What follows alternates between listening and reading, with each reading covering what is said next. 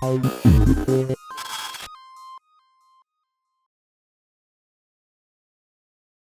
everybody, welcome to the Updates Podcast. What's Updates Podcast. up? My name is Mark. Together with me, we have Jamo, Robbie, and also Miles. Today, we'll continue discussing about the off-season adventures of the UP men's basketball team. Last weekend, the Phil Oil Preseason Cup started, and part of the opening games is UP battling one of the final four teams that we had this season, season 88. No? Nakalaban natin ang UST Growling Tigers. And on that particular game, we did win. And then earlier today also, we battled Mm. also ang other suki natin on the preseason was the NU Bulldogs. So pag-uusapan natin itong dalawang games na yan, and then we'll go ahead and also look ahead about the succeeding games that we still have, both in Phil Oil and then also in NSAC. No? So simulan natin, guys. So last Sunday, kinalaban natin ang UST Growling Tigers. And nanaig ang UP Fighting Maroons with a score of 82-78. Malaki ang hinabol din natin dito sa laban na ito. So nagkaroon tayo ng konting rim rust, I would imagine, or nanibago tayo sa court natin sa Phil Oil. Though home court na natin yan for the last 4 years. Top performers for this particular game, we had BJ Pre continuing specifically to show obviously that he is actually somebody that we can look forward to participating in season 89. Riri Mogat, and then also nagpasabog ng a number of threes also si Miguel Enriquez. So guys, what were your thoughts dun sa laban natin sa UST? Siguro simulan natin sa iyo, Miles. Well, um, the first thing that comes to mind is this is similar to our first game sa NSAC, no? May first game rust, and the opposing team actually had a lot of the conditions to win, no? They had the script on their side. We Yeah. were playing to the script of our opponents. In that Ateneo game, we were engaged in an outside shooting contest against them. In this game, they were dominating us inside, a category in which tayo yung usually lamang, no? Akowe was huge. He was sending our bigs to the bench. Nafa-foul trouble sila very early. And yung lineup distortion natin, napaaga, no? We had to play Palanca at center very early in the game. So we really had to adjust. Yeah. But I think the good thing about it is it actually adds up to our strengths na we just showed na once again in this game, we just showed that you can flip the script. You can play according to the game plan that you intended to play against us, and we can still win against you. And I think that's big. UST had 29 second chance points. That's huge. That's unforgivable. I'm sure napagalitan sila ni Coach Gold after this game. 29 second chance points is just really, really terrible despite the win in this game. But I'm sure they made adjustments, at makita natin yun when we talk about the NU game. But first, in this game, shout out to VJ Pre. Mukhang tuloy-tuloy na yung improvement niya. No? And it seems that VJ Pre is emerging actually as a second option, no? And Remogat is Mhm. starting to get more comfortable passing than shooting. He's actually starting to become more of a pass first point guard, no? Now that the other pieces in our lineup are starting to score. And it starts with VJ Pre. He had 17 points in this game. And he was shooting from both inside and outside. There was this one play na si Akowe had to challenge his shot sa corner, but he was still able to drain the three from the corner. And in this game, the stat that I just want to highlight before I turn the mic over, we also dominated in the category that matters, no? So we lost the turnover battle, we lost the rebounding battle, we had really terrible turnovers, but we had a very good shooting profile. We shot Yeah. 50% of the field. We shot 42.1 from three. That's unusual. If you notice, guys, in this offseason, compared in the previous off seasons, bihira na lang tayo nagkakaroon ng really bad outside shooting night, no? I think this team, to me, at least to me, this early, it seems like a much better outside shooting team than the ones we've had in the previous years. Ang In dami nating contrast, weapons. correct. Yeah. Mas spread out. Mas spread out yung weapons natin. Unlike before na talagang puro guard yung weapons natin, our weapons this season are more spread out though. And in contrast then, Yeah. and this is a testament to our defense. UST shot 33.8% from field goal. So yung field goal percentage na ano, and 30% from deep. So that's huge. Ang laki nung shooting discrepancy natin. And I think all of the turnovers and all of the missed boxing out assignments ng players natin could not help UST to win because we were just shooting better on one hand and we just denied them the chance to shoot to even with all of the possessions, with all of the mistakes we've had. Hindi lang din sila makatira sa depensa natin. So, Yeah. yun. I think that's the story of the game for me. How about you guys? Jamo, what your thoughts are? Bad trip lang talaga yung sobrang bad trip lang yung early fall trouble natin. Napasubo tuloy si Choi dun sa ano sa former teammate niya. Na pero yung pag laro natin sa small ball naging naging advantage naman nun kasi mas naging spread out, mas mabibilis kasi pag small ball eh. So the likes of ako si ako alam he's known to be a very mabagal siya sa niya sa mabagal siya mag-react eh. So kailangan niyang dumepensa doon sa outside. Ang naging naman dahil sa bagal niyang mag humabol ng bola, if I'm not mistaken, 8 nga ba? 8 three-pointers. Yeah. Ang ayan, 8 of 19, that's 42%. Yung rebounding, surprisingly, mas lamang tayo sa rebounds dito. We somehow controlled it despite our bigs being in foul trouble. Overall, I'm impressed with with how we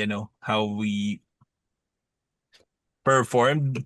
Kasi wala na yung shock factor na hindi natin kilala to si Akobe. Kasi if you remember last preseason, ang nilalaro nilang ng UST na sa mga preseason games, parang sino pangalan nito? Either si Osang or si Kumbay, Oo, yun na wala. Yung wala 'di na. ba? Oo. Dalawa, actually may isa pa yun tatlo yun eh. So, pagdating ng season, medyo nakapatayan nung pero that can only you can only use that to your advantage for a few games. I'm sure ramdam ng UST yung kawalan ng mga main guys nila in Fortsky and Nick Cabanyero. Wala silang slasher, naging for a time parang tira lang sila ng tira sa labas. Ayun. Yeah, Si there were Lemon some lang eh. questions. Yeah, there were some Yeah. questions, Diba? I think, online if they have a point guard problem or not. But you're right about the Collins. They No? do. Parang there's always a question kung aabot ba siya sa fourth quarter. Honestly, kinailangan pa niya tumakbo papunta sa isang ligang labas after our game. Kasi nakita ko naglaro siya kasama si Andy Himao para dyan. May comment But ako dun. Incidentally, yung kalaban nilang team dun ay Santo Niño de Pampang Fighting Maroons. A game in which Nanalo ba? Nanalo. a game in which they lost. They lost. So technically, how sad is it to lose to the Fighting Maroons twice in the same day for Collins? Ang pangalan yun. So good enough, obviously, that we do have the depth specifically of pwede mag-sentro sa atin. Like you guys mentioned, kinailangan na bantayan ni Choi, yung kanyang former teammate. Even LA, I think, got also 2 minutes, just to make sure that we have some relief. But good enough, specifically on the adjustment of the team and being able, obviously, to protect everything when it comes to making sure na hindi mapunta yung bola kay Collins, yung first row task natin. And secondly, once na nasa kanya na, talagang make sure obviously mabantayan siya to a certain degree. Nagdo-double team pa nga natin siya.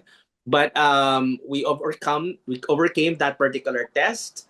It wasn't the easiest, obviously, but I think with the talent that we have in our pool, we were able to make it work. So that is one thing, obviously, that we can go ahead and say was different from the previous off season Oo. because the same off season timing last year, we lost our first two games, no, sa Phil Oil. So this is a good recovery for us also for this game versus UST. Any other thoughts before we move to the other game that we have in Phil Oil earlier today? Ano nangyari doon sa sa naglili parang mga technical?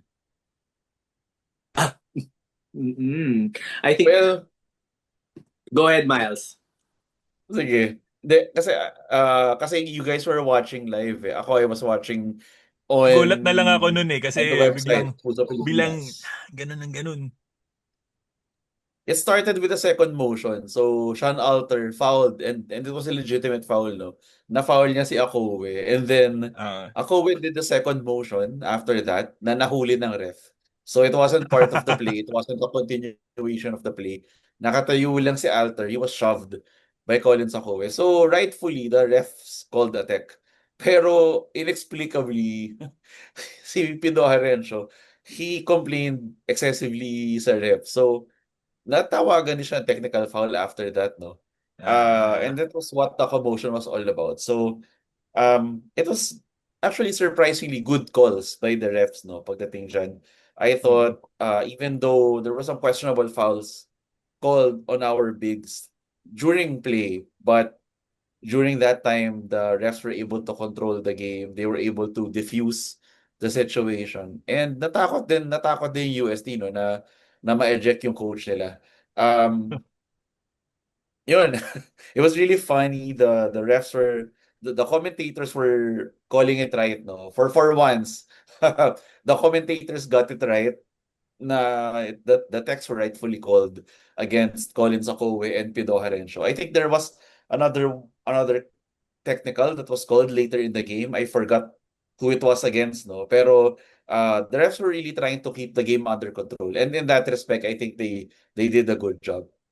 Yeah. And just to add to the question, just one last comment regarding that. Yung I guess we played jujitsu in that game na okay, we're going to take your bigs away. We're going to use our quickness against you. I think that was the story of the game, no. And it was really shown by the end. There were several points no naghahabol na tayo in which Akowe got caught walking sa past half court, no. Leaving the lane open for a few layups. Napagod siya. It was abused. Napagod siya. And also, towards the end, he made the wrong call, no, during that Gani and Remogat pick and roll play, no. So Remogat was able to get Akowe to switch to him. And Remogat made the right call, no. He took that jump shot. It missed. But because Akowe was too slow to recover, Gani was able to secure the offensive rebound. And he got the end one, no, sa ilalim. I think that was one of the most crucial points scored Pero towards the end game. nag-backfire yung Hakashak natin kay Akowe. Hakashak ko. Yeah, he was shooting well from the free throw line. He was indeed shooting well from the free throw line. Yeah. And yeah, it's a gamble we had to take. Ang caveat ko lang doon, Jamo, is he started missing towards the end. He was around 8 out of 10. 8 out of 10 siya to start eh. So, nung fresh pa siya, he was making 80% of the free throw shots. Tapos, 11 of 17. later on, pero still. Yeah, he missed 6 free throws. Doon after the 10th attempt, yung last 7 attempts niya, doon siya nag-start mag-miss towards the end, during the more crucial part. So, again, just Pagod the na fact kasi. that we were able to tire him out to help us win the game, it's still the same story for UST. So we don't know what other surprises UST can bring out. Maybe an additional scorer aside from Mark Lemet. Mark Lemet, obviously, siya yung nag-improve. He looks like the second scorer points. after. Yeah, he's definitely going to be the second option after Akowe. But after that, after Mark Lemet, ang daming questions for UST's offense, and I'm just glad na we were able to use our quickness, no, to use our small ball to to our advantage. But I'm not sure if that's really sustainable moving forward. I still think that moving forward, we might have to conserve our fouls. But in that instance, no Sunday, at the very least, good game. So, Mhm. yeah, Okay. Na impression nyo kay Porter? same player. It's the same player, no? He's too small for a backup center. Yeah, Mm. no, What? Yeah. still the same. So, no shot blocking ability. Yeah. Parang ang bigat din niya. Okay, continuing to our next game sa Phil Oil Preseason Cup. Kinalaban naman natin earlier today ang ating suki sa preseason, ang NU Bulldogs. Both the UP Fighting Maroons and the NU Bulldogs won their opening game assignments. Tayo natalo natin ang UST, sila naman natalo natin nila ang one of our rivals also. Ay, rivals nga ba natin? Anyway, tinalo nila ang DLSU Green Archers last Sunday. So this is going to be a curious matchup na pinanood natin earlier today. Incidentally, and good thing, nanalo ang UP Fighting Maroons, ang ating mga bata, against the NU Bulldogs kaninas, 76-67. It's a different story naman from the game that we have versus UST kasi this time around, we blitzed them on the opening parts of the game. No? Lumamang tayo, I think, 21-2 at the first quarter. Scoring high on this particular game is yet again VJ Pre. One person that I saw na talagang nag-enjoy sa pagtitimon at pagpapacilitate during this game is also Ray Remogat, who also had a very good double-double game. So guys, ano thoughts natin for this game? Miles, yet again. Sige. Sige, si Miles Well, muna.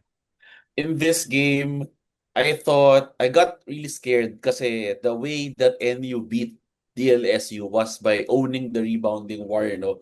Talagang kinain ng Lasal sa loob. Ay, kinain ng NU sa loob yung Lasal, no? They won the rebounding and the points in the paint against DLSU. And we had a hard time against Akowe. So, I thought we were gonna have a hard time again. Pero no. Mukhang may nangyari sa dugout after the game against UST because in this game, we bust out of the gates. Talagang we hit the ground running. Like you said, Mark, we went up 21-2, no? And Two it looked like three-pointers kagad si dire-diretso Maga. comeback na. Maga was able to get two 3-pointers. Kaya lang, he got injured midway in the game, so we hope that he's just okay, no? Yeah. At the start of the game, it was Maga and Gani who was carrying the scoring load, and then eventually the others contributed. No, Chico Briones contributed his own points, and also I don't know, of course VJ Pre led the way with another 17-point outing of his own. But this time he had a double-double. He had 10 rebounds as well as 4 assists, which is a really more all-around play, no? Francis Noruka also contributed 10 points. Si Noruka, suking-suki niya na yung jumper doon sa may free throw line. He converted 2 Oo of nga. those in the game. And then, of course, that thunderous slam. He's still as athletic as ever. He really plays well. The good thing about Francis Noruka is you can play him as a 4, no? And not solely as a 5. So, medyo unfair that you get an FS8 beside a Sean Alter. And that's basically what we did noong first half, no? In this game, it was us who controlled the front court battles. Again, aside from VJ Pre, Gani Stevens, 14 points, 8 rebounds. He was highly efficient in this game. Ang taas ng plus-minus nilang dalawa ni VJ Pre, no? And actually, it wasn't even because they were trying to get their own points. They were actually assisted a lot by 2 guys, no? The first, our point guard, Noy Remogat, who had 11 assists in this game. And then si Jacob Baila added more assists. No? He added 4 of his own. They were passing the ball around. I thought Remogat was enjoying himself na hindi siya gumagawa. Oo. No? He was looking for his shot for most of the game. He was just shooting to keep the defense honest. No? Kapag sumasara na yung passing lanes, that's when he gives them a surprise shot, no, to keep them honest. Favorite And niya yung Rondo assist, no? yung Rondo assist na favorite exhibition style Yeah. assist niya. And he was Oo. able to do that beautifully in this game. He's also really good at doing the bounce pass, no, dun sa cutter sa ilalim, I thought that Yeah. pass to VJ Pre down low in the fourth quarter was really impressive, as well as that wonderful pass to Gani Stevens sa pick and roll, no, in one of those plays. In this game, I thought I saw, although the stars of this game were definitely Pre and Remoga, so Pre and Steven, so I won't really talk much about them. Ang mas gusto kong i-highlight was that Remogat, who is usually more comfortable as a scorer, I see Mhm. now the potential for him to be more of a pass first point guard. No? Now that more and more people are getting more involved in the offense, there's Pre who's starting to really find this offensive groove, no? Showing that Remogat doesn't have to carry the offense alone. Gani Stevens, really dependable inside. And another one, Jacob Baila. Jacob Baila had Gabe Norwood like contributions this game. He was all around. He scored. He finally got a three-pointer to drain no, sa corner, which was Oo. really good for him. We've been waiting for him to get his shooting touch back. So he was also trying to score more today. Aside from his usual defense, though, na-lockdown niya si Humamoy. Humamoy was really impressive in this game. But in the fourth quarter, it was Baila guarding him, and it was game over for Humamoy. It didn't really make an impact in the end game, and it allowed us to pull away, no, from maybe a 4 or 5 point lead to a more comfortable 11 or 13 point lead, no, and which is why we ended with the 9 point edge in the end game. So, yun for me. Aside from the brilliance of Pre and Gani Stevens, the more important developments for me here are Remogat starting to be more comfortable as a passer, and Jacob Baila starting to be more involved in the offense. How about you guys? This team really has so many weapons. We have we have your snipers, we have Migs, we have Maga, we have Ray, 'di ba? And super underrated. We have Chico, super underrated na shooter din ito si Poyos, 'di ba? Yeah. May mga times na when we need instant scoring. Andyan, meron we have the likes of Elliot and RV to pick up that scoring punch. We have mid-range scorers, then we have slashers like like Payosing, 'di Mhm. ba? So super super scary tong team natin ngayon. This is Yeah. uh I think this is way better than our last year's team. Yeah. It Yes. makes it a little bit more exciting kasi 'di ba Yeah. parang this is for the last 2 or 3 years or so, we're just focused on possibly the Maroon 5, or at least Yeah. the casual audience will just focus on the Maroon 5. But this time around, there's a lot of other talent to see. And We it's are in great to good see, hands. obviously, that more and more we're developing the team to play as a 16 strong team, no? That we're able to rotate them in. Okay, hindi mo na si Ray magpo-point guard right now. Gawin mo natin siya shooting guard, somebody else will, so that he can go ahead and focus on scoring. So those are options actually that you can manage and do it as part of this particular play, especially on this team.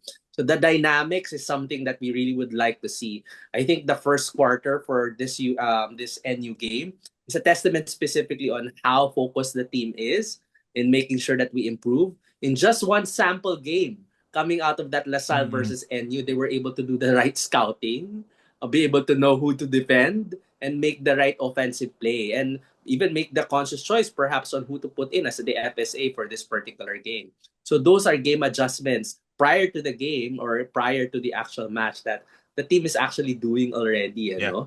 That's great to see, lalo na because it's going to be a quick tournament for the Phil Oil and the NSAC as well, together and combined. No? Tatlo na yung Prayers up. aparador ng NU, no? Oo, actually apat. Meron pa Apat na silang ba? Oo, 'di ba? May Pasiano ba 'yung isa 'yon? Pasiano ba 'yung isa? Persiano, si Persiano. Persiano. Andun Persiano. na siya last And year eh. tapos 'yung isa na hard hard F. Sino yun? Sino yung Figueroa. King Bull? Figueroa. Figueroa, 'di ba? So Palacielo, Padrones, Parciano at si Figueroa. Figueroa. Yeah, so the four-piece of the NU Bulldog. Pare-pareho sila ng hulmahan, 'di ba? But very very Oo. good ha. Si May type Palacielo, yung NU. talaga yung mga ano, meron siya mga may mid-ranger din si Palacielo, You nakakatakot. know? Matalo Oo na nga. lang bigla. But we'll see also, di ba? It's still early on the preseason. We know Yeah. NU as the, and tama sinabi niyo si Humamoy, this is his team already and he's showing it, Mm. that he's carrying it. I think somebody needs to step up as a vocal leader also on this NU Bulldogs team, especially as the preseasons come down and come along. But alam mo yun, hindi naman natin sila pagsasawaan dahil this is not the first time in the next 5 days, 3 days or so na mamimit natin ang NU Bulldogs. Makakaharap pa Preview rin to. natin sila para sa NSAC quarterfinals. So jumping quickly, ito ang remaining games natin specifically this off-season. So meron tayong mga commitments that we still have. So currently, we're at the Phil Oil preseason cup. For the Phil Oil, we still have one game this Thursday versus the Gilas youth team na tingnan natin, nandiyan na kaya si Tovera, baka maglaro siya for Gilas or for us, hindi natin alam. So, and then this weekend, this Saturday, sa Razon, we will have our quarterfinals for the NSAC Asia Basket Tournament versus, again, the NU Bulldogs. 10 a.m. yan sa Razon, sa Lasal. Bago. And then next weekend, we will have the semifinals and the finals potentially of NSAC. So if in any case we do proceed to make it to the semis and the finals, that will be the schedule. I think may classification matches din naman if in any case you don't make it. So meron pa ring remaining games tayo. So those that will be Make losing it. perhaps at the quarterfinals or semifinals will also have their classifications game. And then, after May 31, kailangan natin magpanlamig ng konti dahil lilipad ang UPMBT sa Canada in which they'll be doing some exhibition games in Calgary, Vancouver, and Edmonton. And then, that will be between June 3 to the 16th. And then, babalik sila dito actually just in time dahil may media day yata sila para sa AUBL, which is a committed tournament. That June will 22. happen. Yeah, around June 22. And then on June 24, we'll be resuming our competition on the Phil Oil Preseason Cup, first with Adamson, and then on June 28 versus Ateneo. And the last two games that we have is going to be interesting because they are said to be contenders for season 89, which would be on July 7 versus FEU, and then July 9 versus LaSalle. So, mainit-init ang competition, maganda ang build-up ng mga kalaban natin for NSAC and then also for the Phil Oil Tournament. One tournament that I would like also for us to discuss briefly is one that has been published and one that has been also pushed, and also a breaking news that we had last week. It is the selection and the participation of the UP men's basketball team on the AUBL Summer League. So this will be happening in Binjiang Jiangxim in China on August 2 to 9. So ito yata ang ating magiging final preseason commitment before we start our preparations to the UAAP seasons. So guys, ano ang balita natin regarding AUBL? Ano ba ang AUBL specifically? And what's the significance of the UP men's basketball team joining this tournament? Well, AUBL is bago lang siyang league kung ang pros merong East Asia Super League wherein the top teams ng mga pro in the pro basketball scene in the region compete there. Ito yung parang EASL ng ng collegiate where there are 12 teams, three from China, a couple from Japan, some from Chinese Taipei, meron from Hong Kong, and then bagong entrant ang UP and the University of Sydney. So looking at the teams, meron mga familiar teams dito, no? Like NCCU, Korea University, etong University of Sydney, mga na-encounter natin sila last year sa Wolves, 'di ba? Yan. Kumbaga basically it's a matter of representation, 'di ba? So Yep. last year, wala tayong team. Tapos ngayon, kapag meron pupunta sa China, uy, Philippines! Uy, Philippines! 'Di ba? So yun ang Yan. talaga ng Mm. ng pagre-represent ng Pilipinas. Oo. Uy, Philippines! How did we get this this assignment? Ayun lang. Well, nag-apply tayo. Nag-apply din naman yung ibang school pero tayo yung pinili. So, yun. Tayo ang pinili. Tayo Kaya ang ibig sabihin, magaling tayo. Ang mahalaga ikaw yung pinili. Yeah. Mm. And I think given the schedule that we do have, it is indeed escalating competition. No? After we finish our campaign on NSAC, and then we finish our campaign as well on the Phil Oil Tournament, hindi pa tayo na-satisfy, di ba? Kung mag-champion tayo on both. Kailangan, di ba, conquerin pa rin natin ang buong Regional Asia. champion. Oo. Di pa rin tayo na-satisfy, di ba? Ba't di pa wala bang universal or alam mo yung global muna? Anyway, And this is not just any preseason tournament, no. This is the preseason tournaments of preseason tournaments. 'Di ba? Bigatin to kasi yung mga the guys behind this are famous NBA personalities like Yao Ming, Zhou Tsai, 'di ba? Mga executives din on the professional scene. So as far as I know, yun nga, itong mga teams na nandito is mga bigatin din, just like yung mga organizers. So this is hindi siya basta-basta na na preseason tournament, Yeah. And besides, pa preseason or UAAP yan, competition is competition, 'di ba? Our boys are competitors, so expect natin na ibigay nila yung 100%. Kasi ang dami nagsasabi na go UP preseason champs. What does that even mean? Diba? Well, I mean, as of the moment, we have our winning ways. So Yeah. the only way for us to get better is really find great competition. I think we learned a lot about our international trips, diba? The way, for example, we saw how we can improve by implementing and adopting some of the systems that they have in Korea, for example, in seeing these other teams, the teams that are playing in China or the teams that are playing also in Japan, how they go ahead and overcome, for example, height differences for a given a specific system. Those are things that we can also learn from and adopt. And this will be great opportunity yet again for our teams to get exposed. Yung nga lang, hawakan sana naman ng mga managers natin, ang passport sa mga Junakis natin. Baka mamaya lumipad tayo ng 23 sa China, umuwi tayo 14 na lang, no? So, dahan-dahan lang, no? Dahan-dahan lang ng konti sa pagiging magagaling sa paglalaro.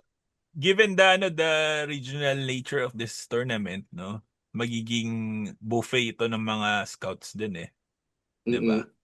It's a great opportunity for players to have exposure. Since yun nga, nabanggit mo na nga, this is a great opportunity for players to have exposure, may potential din to maging natin, grassroots pipeline. Malay mo, diba? Tayo kukunin. Import yan Yan nga. Hindi, malay mo, the next Deontay Miles might be in this tournament. Might be a Korean or... Diba? Yao Ming. Diba? Well, they are really building up this particular tournament. It has great potential. As we are joining a largely participated tournament by Chinese teams, for example, and they are expanding in the region. It's a great honor and privilege, obviously, to be selected to be the representation from the Philippines. They are envisioning, I think, for the coming years, potentially to have this be a little bit bigger so that it will have larger representation. So even if, for example, we indeed going to be the one sampling at least the competition for AUBL this particular season, it has a great potential indeed that this particular league to be much bigger in the Mm. coming years. So congratulations again to the UP men's basketball team for this selection. I'm sure you'll have great competition going into this particular tournament, but all for the betterment, obviously, of our team. In preparation for our Yeah. mother league, which is the UAAP Season 89. So yun, guys. Just ko ang haba ng ating preseason. And hopefully, di ba, masingit natin ng konti yung ACADS. And then also, maprotektahan natin ang mga katawan natin. So prayers up kay Rainier Maga. Hopefully, is all good.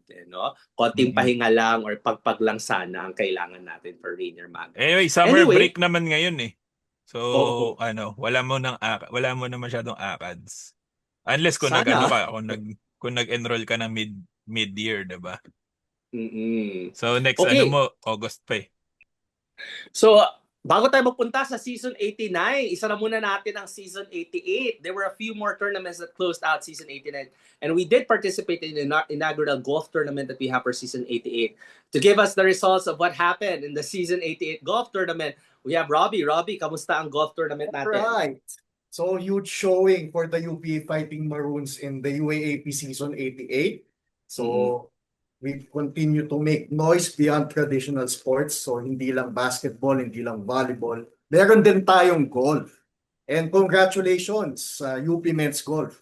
First runner-up finish with 928. Hindi ko alam kung pababa yata pag pababa ng score pag golf.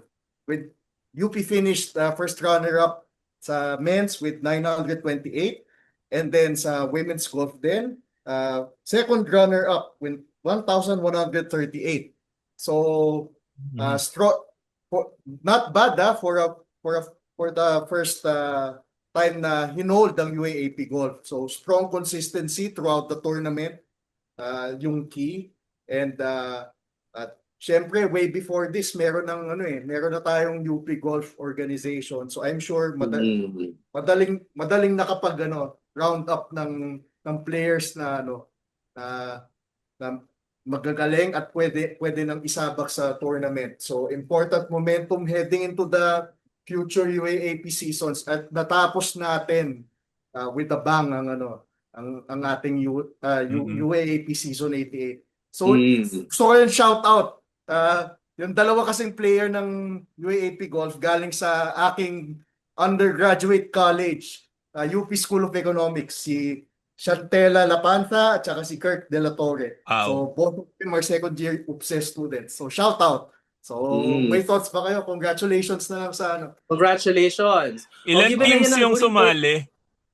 Grabe, wag na natin itanong. Baka kasi first runner-up tapos dalawa lang yung teams na sumali. 5 teams naman. 5 teams. 5 teams naman. Yeah. So talagang competitive to.